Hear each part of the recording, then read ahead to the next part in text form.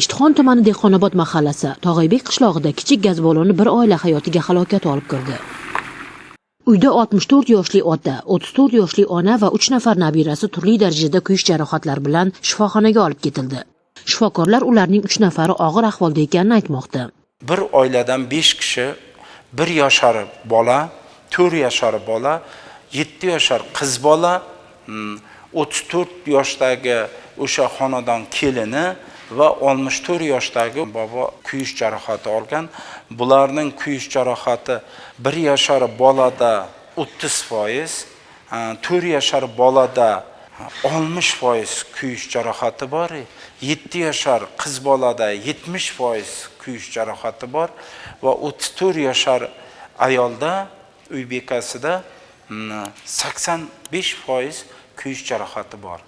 Va o'sha 5-inchisi 64 yoshli boboda 70% kuyish jarohati bor. Endi bu kuyish jarohatlari juda og'ir.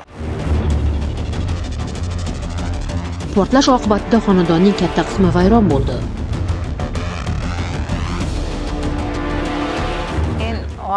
Voqea sodir bo'lgan vaqtda 3 ta kichkina nevaram, mana uychada bo'lgan, kelinim bo'lgan, xo'jayinim bo'lgan, 5ovi bo'lgan uyda. Xo'jayinim anaqa uchib ketgan, beshiklar uchib ketgan. Uy mana yonib ketgan, mana uyda hech narsa qolmagan.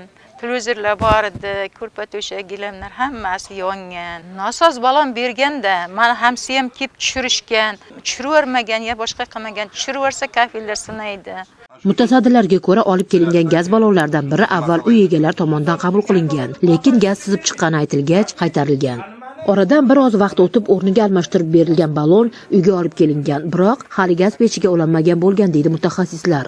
O'rganishlar davomida ushbu suyultirilgan gaz ballon tushirishda haqiqatda fuqaro o'zi mahalla boshida tarqatilayotgan gaz ballon, suyultirilgan gaz ballonni o'sha vasat sport rusumli elektroskuter orqali tashib kelgan. Shunda texnik xavfsizlikdan buzish oqibatida chaqnash sodir bo'lgan. Tarmoqqa fuqaro uy egasi gaz balloni hali o'rnatilmaganligi ma'lum bo'lgan.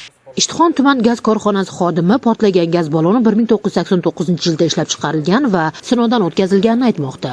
Nosoz gaz ballon tarqatilmagan. O'sha shoxobchadan chiqish vaqti jarayonida nosoz ballonlar ko'rikdan o'tkaziladi. Nosoz holatdaligini aniqlangan holati ventil jumra qismi almashtiriladi. Keyin gaz sob iste'molchilarga tarqatiladi.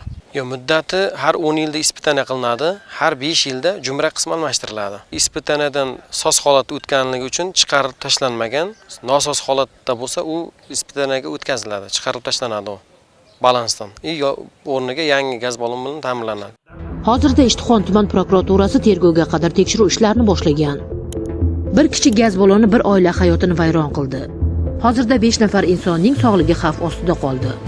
Hayotimizda eng oddiy narsalar ham e'tiborsizlik oqibatida fojiaga aylanishi mumkin. Bir kichik gaz balloni oilaning umidlarini, sog'ligini va uyini vayron qildi. Mutabar Nurmuhammedova, Ozodbek Nurmuhammedov, Samarqanddan.